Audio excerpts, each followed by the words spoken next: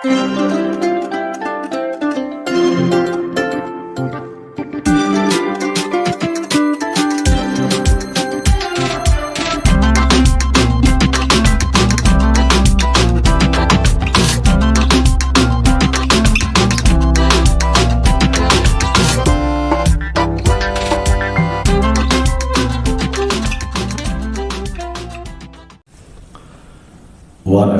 தந்தையாகி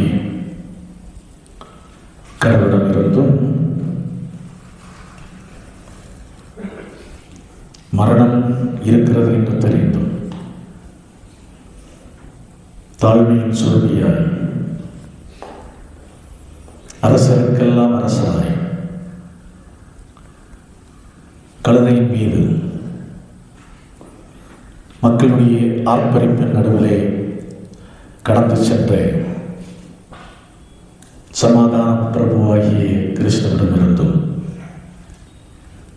ஒவ்வொரு நாளும் நம்முடன் இருந்தும் நம்முடைய ஆன்மீக ஓட்டத்தை சிறப்பாக தடைகளை தாண்டி முன்னோக்கி தொடர துணை புரிகின்ற தூய ஆவியானவரிடமிருந்தும் கிருபையும் சமாதானமும் நல் பேராசீர்வாதம் நம் அனைவருக்கும், குறிப்பாக இந்த குருத்தோலை திருநாளிலே ஆண்டவருடைய திருவீட்டிலே வீட்டிருக்கிற நம் ஒவ்வொருவருக்கும் மிகுதியாய் உண்டாவதாக.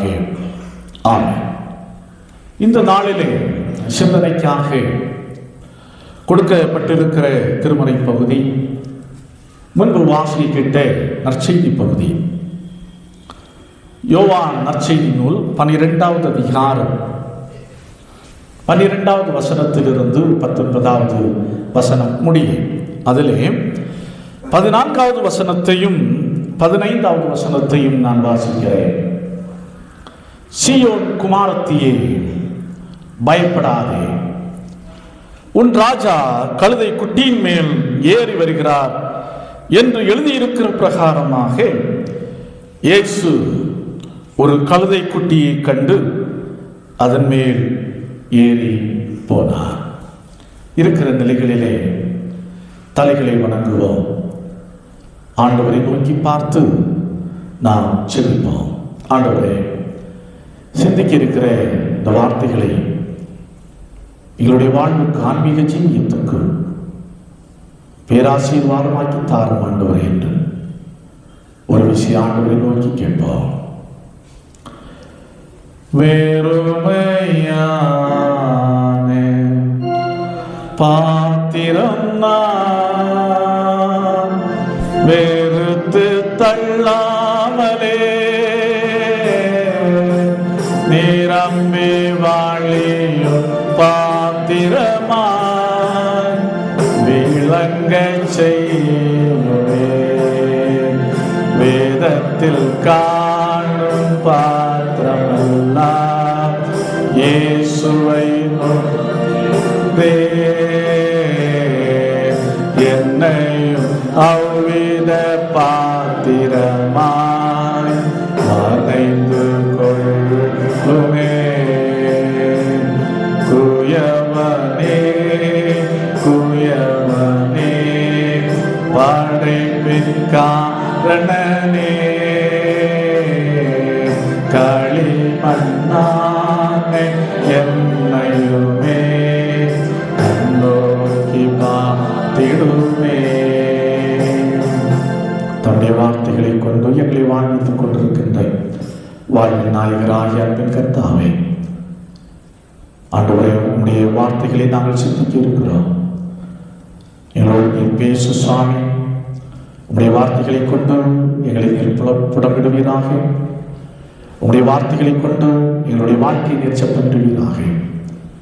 இதோ இந்த நாளில் உடைய சமூகத்திலே கடந்து வந்திருக்கிற நம்முடைய பிள்ளைகளாகி நாங்கள் இந்த இடத்தை விட்டு கடந்து செல்லுகின்ற போது உடைய வார்த்தையினால் தொடப்பட்ட பிள்ளைகளாய், உம்முடைய வார்த்தையினால் ஒரு புதிய நம்பிக்கையை பெற்ற பிள்ளைகளாய் இந்த இடத்தை விட்டு கடந்து செல்ல ஆண்டவர் அருள் புரியும். இரட்சகரே இயேசு நாமத்தில் ஜெபிக்கிறோம். ஜெபங்கேளும் அற்புதரை இந்த நல்ல கர்த்தாவே, ஆமென். கிறிஸ்துவுக்குள் அன்பார்ந்தவர்களே, நம்முடைய திருச்சபையின் ஆண்டு விழாவை முன்னிட்டு ஒரு ஆண்டு மலர் வெளியிட வேண்டும் என்று நாம் முயற்சித்துக் கொண்டிருக்கிறோம். அதற்காக பல்வேறு இடங்களிலே உள்ள ஃபோட்டோஸை நாம் கலெக்ட் பண்ணி கொண்டிருக்கிறோம். அதில் ஒரு ஃபோட்டோ மிகுந்த ஆச்சரியத்தை ஏற்படுத்தியது. முற்காலத்திலே கொடைக்கானலுக்கு வந்த துறைமார்களாக இருக்கட்டும், மிஷனரிமார்கள் ஆணாக இருக்கட்டும் பெண்ணாக இருக்கட்டும், எப்படி பயணித்தார்கள் என்பதை பார்த்து ரொம்ப வியப்பட்டேன். அன்றைய மலைப்பிரதேசத்திலே அவர்கள் எப்படி பயணித்திருக்கிறார்கள் என்று சொன்னால், அவர்கள் பயன்படுத்திய அந்த சேரினுடைய பெயர் கேன்வாஸ் சேர். கேன்வாஸ் சேர், அதாவது பல்லக்கு மாதிரி இருக்காது. 2 கொம்பு போட்டிருக்கிறார்கள். நடுவிலே துணி வைத்தோ ஒரு இருக்கை மாதிரி செய்து வைத்திருக்கிறார்கள். அதில் 4 பேர் தூக்கிறார்கள். ஒரு மிஷனரியோ ஒரு ஒயிட் லேடின்னு வைத்துக் கொள்ளுங்களேன், அதில் உட்கார்கிறார்கள். 4 பேரும் ஆண்கள் தூக்குகிறார்கள். அடுத்ததாக அவர்களுடைய பெட்டி படுக்கைகளை எல்லாம் ஒரு 4-5 ஸ்திரீகள் பின்னாக நின்று சூட்கேஸோடு போகிறார்கள். அதுதான் அந்த ஃபோட்டோ. எப்படி பயணித்திருக்கிறார்கள் பாருங்கள். அப்போ நிச்சயமாக அது ஒரு விஐபி லேடியாகத்தான் இருக்க வேண்டும். கெத்தா படைசூழ அவர்கள் இந்த பிரதேசத்திலே அவர்கள் பயணித்திருக்கிறார்கள். உண்மையாகவே இயேசு கிறிஸ்துவை பாருங்கள். விஐபினா அந்த உச்சகட்டத்திலே இருந்தார். மரித்த லாசருவை உயிரோடு எழுப்புகிறார். மரித்து அடக்கம் செய்யப்பட்டு 4 நாள் காண பிற்பாடு மரித்த லாசருவை இயேசு கிறிஸ்து உயிர் பெற செய்கின்றார். அது நிமித்தமாய் ஏராளமான மக்கள் இயேசுவிடத்தில் வர ஆரம்பித்தார்கள். மரித்து உயிர்த்த லாசருவை பார்க்க வேண்டும், உயிர் பெறச் செய்த இயேசுவை பார்க்க வேண்டும் என்பதற்காக ஏராளமான மக்கள், திரளான மக்கள் வந்து கொண்டே இருக்கிறார்கள். அதிலும் இன்னும் ஆச்சரியப்படத்தக்க விஷயம் என்னவென்று சொன்னால், ஏராளமான யூதர்கள் இயேசு கிறிஸ்துவை தங்களுடைய வாழ்க்கையிலே அவர்கள் ஏற்றுக்கொள்கிறார்கள். அப்படி பரிசேயர்களுக்கு வயிற்றை கலக்கத்தக்க வகையிலே இயேசுடைய புகழ் ஓங்கிக் கொண்டிருக்கிறது. இயேசு புகழின் உச்சியிலே இருந்து கொண்டிருக்கிறார். இந்த புகழின் உச்சியிலே இருக்கும் போதுதான் இயேசு கிறிஸ்து எங்கே பயணிக்கிறார்? எருசலேமை நோக்கி அவர் பயணிக்கின்றார். இந்த சூழலிலே தான் இயேசு எருசலேமை நோக்கி பயணிக்கின்றார். பயணிக்கின்ற போது எப்படி பயணிக்கின்றார்? நிச்சயமாய் அன்றைக்கு பல்லக்குகள் இருந்திருக்க வேண்டும். இதேபோல் அல்லது நிச்சயமாய் கேன்வாஸ் செயல்களை அவர்கள் பயன்படுத்தி இருக்க வேண்டும். அல்லது கெத்தா பயணிக்கின்ற குதிரையிலே அவர் பயணித்திருக்க வேண்டும். ஆனால் வேதம் மிக தெளிவாக சொல்லுகிறது. அதுதான் 15வது வசனம் சொல்லுகிறது. இயேசு ஒரு கழுதை குட்டியை கண்டு அதன் மேல் ஏறி போனார். இயேசு ஒரு கழுதை குட்டியை கண்டு அவர் அதன் மேல் ஏறி போனார். ஏன் அவர் கழுதையின் மேல் ஏறி போக வேண்டும்?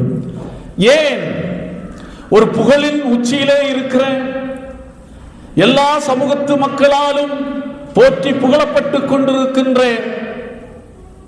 ஒரு விஐபி இப்பொழுது ஒரு சாதாரண கழுதையை அவர் தெரிந்தெடுப்பதற்கான காரணம் என்ன? முதல் காரணம், ஒன்று, கடவுளுடைய வார்த்தை தன்னில் நிறைவேற அவர் இடம் கொடுத்தார். கடவுளுடைய வார்த்தை தன்னில் நிறைவேற அவர் இடம் கொடுத்தார். அதான் யோவான் 12வது அதிகாரம் 15வது வசனம் சொல்லுகிறது. 14வது வசனம் கடைசி பகுதி சொல்லுகிறது. பாருங்கள், உன் ராஜா கழுதை குட்டியின் மேல் ஏறி வருகிறார் என்று எழுதியிருக்கிற பிரகாரமாய் கடவுளுடைய குமாரன் இவ்விதமாக எந்த புகழின் உச்சிக்கு இருந்தாலும் அவர் இவ்விதமாக பயணிப்பார் என்பதை கடவுள் ஏற்கனவே தீர்க்கதரிசியை கொண்டு உரைத்திருந்தார். அதுதான் மிக அழகாக சொல்லுகிறது. சகரியா தீர்க்கதரிசியின் புஸ்தகம் 9வது அதிகாரம் 9வது வசனம் மிக அழகாக சொல்லுகிறது.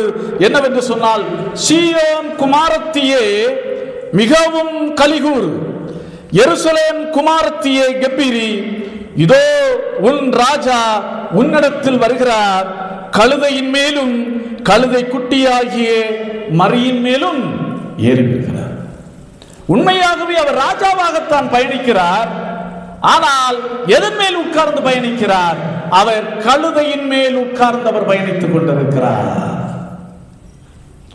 அப்போ ஏன் கழுதை மேல போறான்னா, கடவுளுடைய வார்த்தை நிறைவேற நான் ஒத்துழைப்பு நல்க வேண்டும். அந்த வார்த்தை என்னிலே நிறைவேற வேண்டும். மனுஷன் என்னோ சொல்லிட்டு போறான். போற்றுவார் போற்றட்டும், புழுதிவாரி துற்றுவார் துற்றட்டும், மனிதர்கள் என்ன வேண்டும் என்றாலும் சொல்லிவிட்டு போகட்டும். ஆனால் என்னுடைய நோக்கம் கடவுளுடைய வார்த்தை என்னிலே நிறைவேற வேண்டும் என்பதுதான். கடவுளுடைய வார்த்தை என்னிலே செயலாற்ற வேண்டும் என்பதுதான். சீஷர்கள் கூட புரியல பாருங்க. அதான் வேதம் மிக அழகாக சொல்கிறது. அதான் வேடிக்கை. 16வது வசனம், இவைகளை அவருடைய சீஷர்கள் துவக்கத்திலே என்ன செய்யவில்லை? அறியவில்லை. அவர்கள் அறியவில்லை. ஏண்டா இந்த மனுஷன் கழுதையின் மேல போகிறான், ஏன் இந்த மனுஷன் கழுதையின் மேல் போக வேண்டும் என்பதை அவர்கள் முதலாவது அறியவில்லை. பிற்பாடுதான் அவருடைய மகிமையெல்லாம் பார்த்து, ஓ இவ்விதமாய் இருக்கிறதா என்பதை புரிந்து கொண்டார். கிறிஸ்து இயேசுவுக்குள் அன்பானவர்களே, 2026வது ஆண்டு குருத்துவ திருநாள், குருத்தோலை திருநாள் நமக்கு உரைக்க சொல்லுகின்ற ஒரு காரியம் என்னவென்று சொன்னால் கடவுளுடைய வார்த்தை செயலாற்ற, உன்னிலே செயல்பட அனுமதி என்பதுதான். கடவுளுடைய வார்த்தைக்கு நீ இசைந்து வாழ. சில நேரத்தில் பிறர் அவமானப்படுத்தக்கூடும், இவன் பிழைக்க தெரியாதவன் என்று சொல்லக்கூடும், ஏன் இவன் முட்டாள்தனமாய் இவ்விதமாய் நடந்து கொள்கிறான் என்று உரைக்கக்கூடும். இது வார்த்தை கடவுளுடைய வார்த்தைக்கு இசைந்தது என்று சொன்னால் அதற்கு உடன்படுங்கள் என்பதுதான்.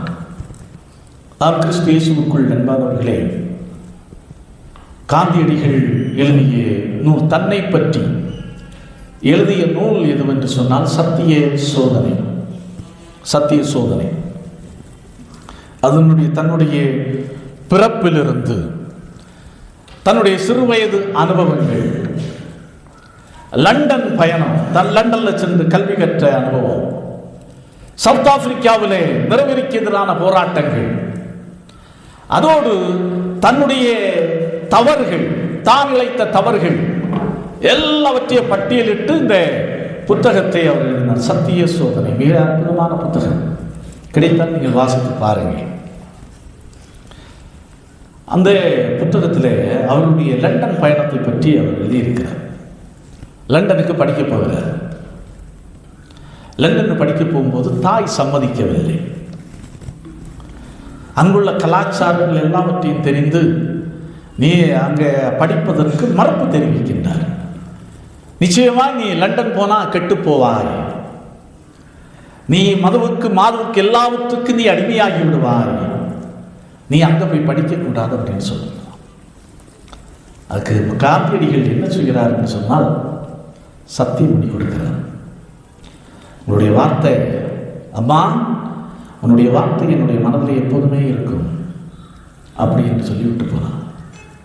தாய் சொன்ன மாதிரி தான், கடல் கடந்து போனால் செய்கிற தவறை பார்ப்பதற்கு யார் இருக்கிறார்?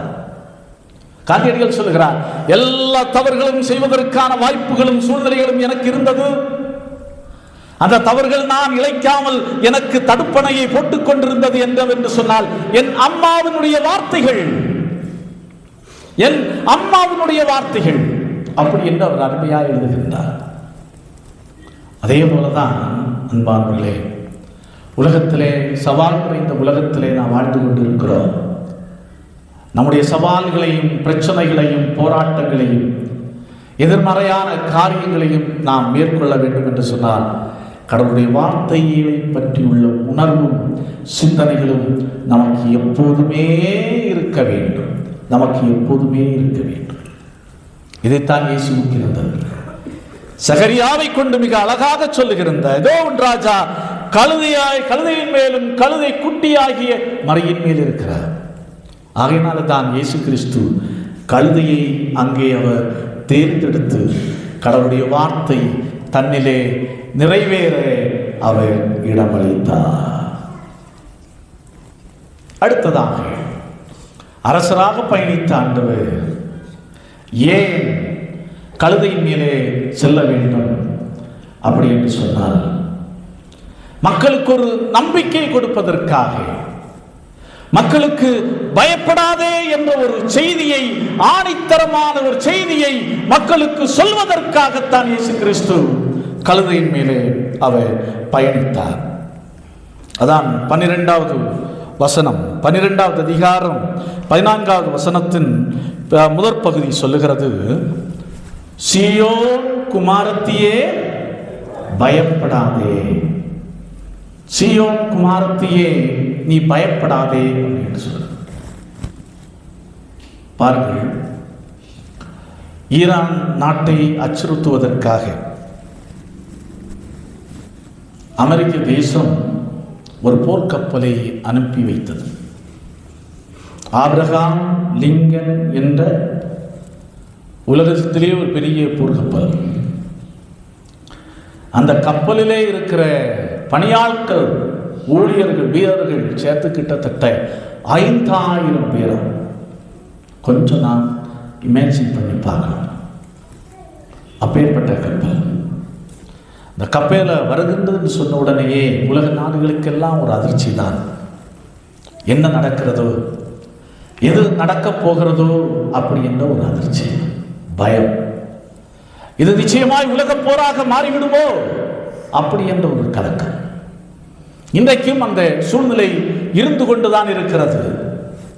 இன்னும் சில நாட்களுக்குள் இந்த யுத்தம் முடிவடையாவிட்டால் நிச்சயமாக உலக போராக மாறுவதற்கான வாய்ப்புகளும் சூழல்களும் நெருங்கிக் கொண்டிருக்கின்றன.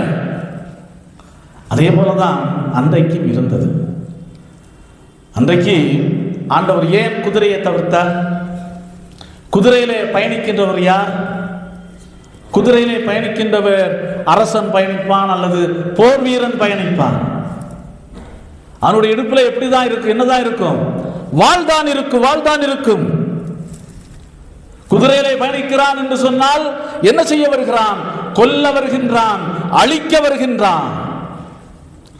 குதிரையிலே வருகிறார் என்று சொன்னால் நிச்சயமாய் ஒரு அச்சமும் வன்முறையும் அங்கே இருக்கு. இப்ப இயேசு கிறிஸ்து பார்க்கிறார். நிச்சயமாய் குதிரையில போனால் யூதர்களுக்கு கொண்டாட்டம், ஆனால் ரோமர்களுக்கு திண்டாட்டம். என்ன நடக்கப் போகிறதோ, ஏது நடக்கப் போகிறதோ, ஏன் என்று சொன்னால் எல்லா மக்களும் இவரை பின்பற்றி வர ஆரம்பித்து விட்டார்கள். எல்லா மக்களும் இவர்தான் ராஜா என்று குரல் எழுப்ப ஆரம்பித்து விட்டார்கள். என்ன நடக்கப் போகிறதோ என்ற ஒரு கலக்கம். அப்போ இயேசு கிறிஸ்து எல்லாத்தையும் எப்படி டேக்கிள் பண்ணுகிறார் பாருங்க. கழுதையை தேர்ந்தெடுக்கிறார், கழுதையை தேர்ந்தெடுக்கிறார். எப்பா, நீ பயப்படாதே, நீ பயப்படாதே. என்னுடைய வருகை வன்முறையை ஏற்படுத்தாது, என்னுடைய வருகை அச்சத்தை ஏற்படுத்தாது, என்னுடைய வருகை அழிவை ஏற்படுத்தாது, என்னுடைய வருகை கொலையை செய்யாது. நீ பயப்படாதே அப்படி என்று வெளிப்படுத்தும் முகமாகத்தான். அதான் சொல்லுகிறார், சீயோன் குமாரத்தியே நீ என்ன செய்யாதே, பயப்படாதே, பயப்படாதே. அப்ப எப்படி போகிறார் பாருங்கள், தாழ்மையுள்ள அரசனாய் போகின்றார். தாழ்மையுள்ள அரசனாய் போகின்றார். அடி கொடுக்கிற அரசராக இல்லை, அடிகளை வாங்கி கட்டுகிற அரசராக இருக்கிறார். நான் இன்றைக்கு வாசித்து கேட்டேன். பழைய ஏற்பாட்டு பகுதி மிக தெளிவாக மிக அருமையாக சொல்கிறது. ஏசாயா 50வது அதிகாரம் 6வது வசனம் சொல்லுகிறது, அடிக்கிறவனுக்கு என் முதுகையும் தாடை மயிரை பிடுங்கிறவனுக்கு என் தாடைகளையும் ஒப்பு கொடுத்தேன், அவமானத்துக்கும் உமிழ்நீருக்கும் என் முகத்தை மறைக்கவில்லை. கடைசியாக சொல்லுகிறார், கர்த்தராகிய ஆண்டவர் எனக்கு துணை செய்கிறார். எப்படி சொல்லுகிறார் பாருங்கள். இப்ப அடிக்கிறவனுக்கு என் முதுகை காட்டுகின்ற ஒரு அரசன் பண்ண, நீ அடிக்கிறியா, அடிச்சுக்கோ, முதுகில் அடிச்சுக்கோ. அடுத்து என்ன சொல்லுகிறார், உமிழ்நீரை வைத்து முகத்திலே துப்புகிறாயா, துப்புக்கோ, ஏற்றுக்கொள்கிறேன். ஏற்றுக்கொள்கின்ற அரசனையா தான் சொல்கிறார், தாழ்மையின் அரசன். சாதாரணமான அரசனாக இல்லை, சாந்த சொர்பியாய் தாழ்மையுள்ள அரசனாக வருகின்றார்.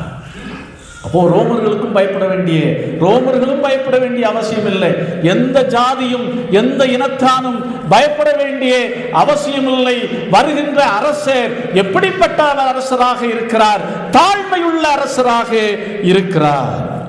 அதான் இன்றைக்கு வாசித்து கேட்ட நிருப பகுதி மிக அருமையாக மிக தெளிவாக சொல்லுகிறது. பிலிப்பியர் 2வது அதிகாரம் 5 முதல் 11 முடிய உள்ள வசனங்கள் சொல்லுகிறது, சிலுவையின் மரண பரியந்தவரை, சிலுவையின் மரண பரியந்தவரை அவர் தம்மை என்ன செய்தார், தாழ்த்தினார்.